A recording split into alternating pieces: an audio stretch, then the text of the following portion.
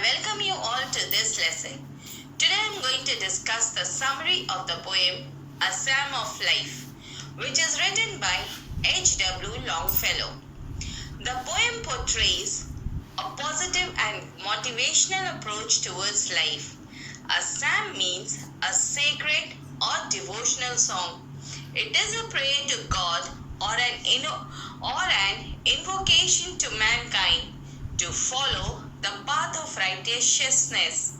We should give up pessimism, fatalism, and defeatism. We should live in the present without caring for the past or future. The poem, A Psalm of Life, is an inspiring poem which is a collection of certain moral principles to be followed by all people in their daily life. That is, life has a serious mission. It does not end with death. We have a destiny irrespective of our joys and sorrows. Time is too short for mission. Therefore, be a hero in the struggle of life. Live in the present and become great by emulating great men. Leave your footprints for others to follow and learn to labor and wait for the result. Now let us start with the first stanza. Tell me not in mournful numbers, life is but an empty dream. For the soul is dead that slumbers, and things are not what they seem. Summary, stanza 1. The poem begins with a verb, tell, in an imperative manner, which strikes the positive keynote at the very first sentence of the poem. It also indicates that the poet is going to give us some instructions on what this life actually is and how we should take it. The poet tells us not to tell him in sorrowful verses that life is a hollow or meaningless dream.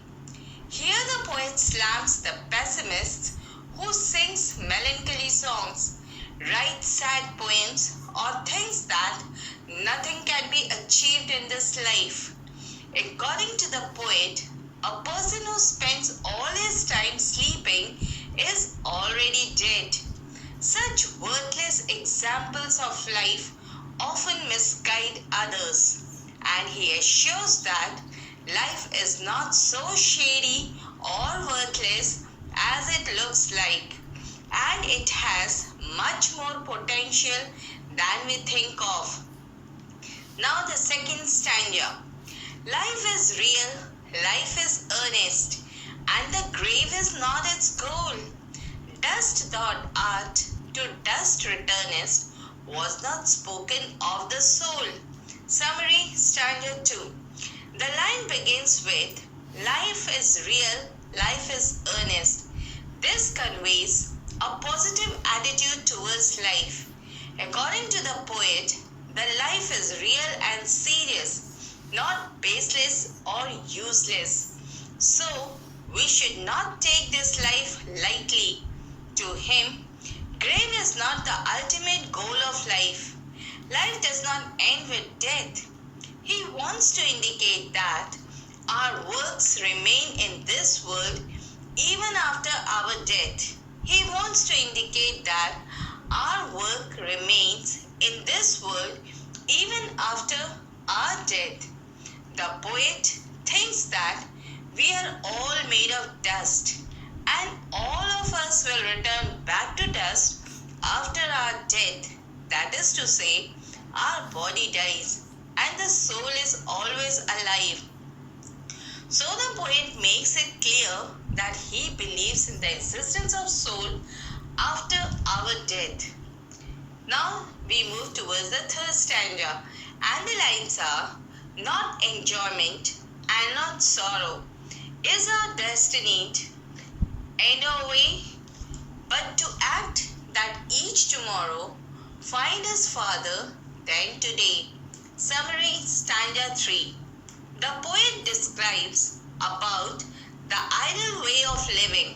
The poet suggests that neither enjoyment nor sorrow should be our ultimate aim or the way of life. He means to say that in an ideal life, there should be both enjoyment and sorrow in a balanced way. But that is not crucial. The most important thing is to work and work diligently so that we can always be a better learned, better skilled, and better mannered human beings with every passing day. In this poem, The Psalm of Life, the poet does not want us to waste even a single day. We should crave for going forward further each day in our journey of life. Now the fourth stanza, and the lines are: Art is long and time is fleeting, and our hearts though stout and brave, still like muffled drums are beating, funeral marches to the grave.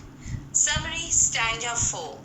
The poet beautifully describes our responsibilities in this life, about the work assigned to us. The line, art is long and time is fleeting, means that the work given to us is vast and time consuming, but the time is running away fast with every moment.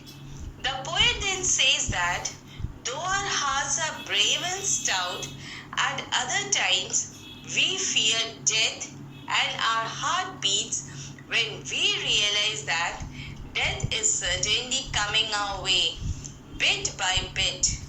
The poet compares this situation of our heart to the beating of the clothed drum at the funeral marches to the grave. This means that the poet says that we should utilize our limited time span to the fullest instead of wasting it in the thought of death or other such things.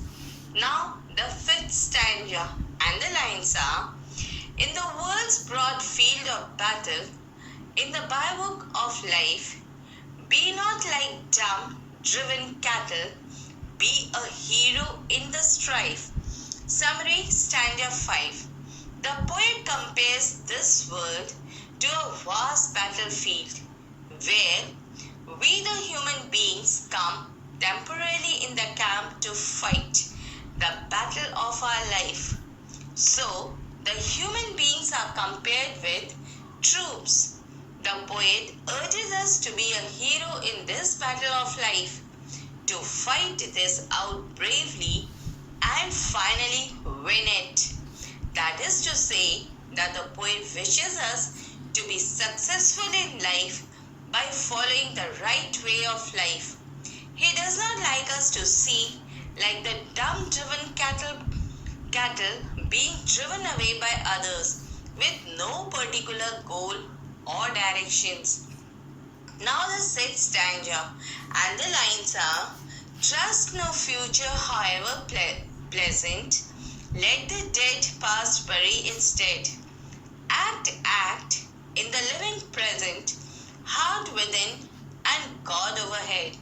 Summary, stanza 6. The poet reminds us of a very popular quote: Learn from the past, live in the present, and hope for the future. But here the poet instructs us not to trust the future, however pleasant it may seem, because we often get carried away by the happy dreams about our future and forget to act in the present. The poet also tells us to forget the past events as they are dead, and they should not haunt us anymore and affect our present action. And what is crucial is to act in the present, in the living present. We have to follow our heart and keep faith in the God overhead. Now the seventh stanza, and the lines are: Lives of great men all remind us we can make our lives sublime and departing, leave behind us footprints on the sand of time. Summary stanza 7. The poet says that the lives of so many great and successful men remind us that we can also achieve those heights if we wish and strive for that. And we can do that. We would be living forever in our works, in the hearts of the people. The poet compares this immortality of leaving footprints on the sand of time, means to say that as we all will not be living forever on this beautiful earth, but we can leave our marks on the infinite flow of time through our good work that would inspire later generations to follow our way. Now let us move towards the 8th stanza, and the lines are: footprints that perhaps another, sailing over life Solomon main, a forlorn and shipwrecked brother, seeing shall take heart again. Summary stanza 8. The poem again tells us the same theme of leaving the footprint to inspire others to follow. He compares a dejected or wretched person with a hopeless, shipwrecked man sailing over the large sea of life. That person can find the example set by us and can gain courage and hope to move forward. A fallen and shipwrecked brother refers to our disappointed and lovely brothers who have strayed away from the right path and counted disaster, and so they feel lost and lonely in the world. They need some inspiration and motivation to get back on their feet and start the journey again by taking the examples of those who have already crossed the sea of life, can give them that inspiration. Now let us move towards the 9th and the last stanza, and the lines are: let us then be up and doing, with a heart for any fate, still achieving, still pursuing, learn to labor and to wait. Summary stanza 9, which is the final stanza of the poem, a psalm of life. The poet asks us to be at once and start working. The poet urges us not to mind the consequences or to make our mind prepared for any fate. We must carry on, reaching great heights, still not leaving. We must learn to labor, to work hard, to act wisely, and to wait for the rewards patiently. A Psalm of Life, which is written by Henry Wordsworth Longfellow, is an inspiring and motivating poem. The poem gives us the impression that we should not spend our priceless moment sitting idle and doing nothing. Rather, we have to work hard towards reaching our goal and make the most out of this short life. Now I conclude the summary of the poem, A Psalm of Life. Hope this lesson will help you in your study. Thank you for watching this video.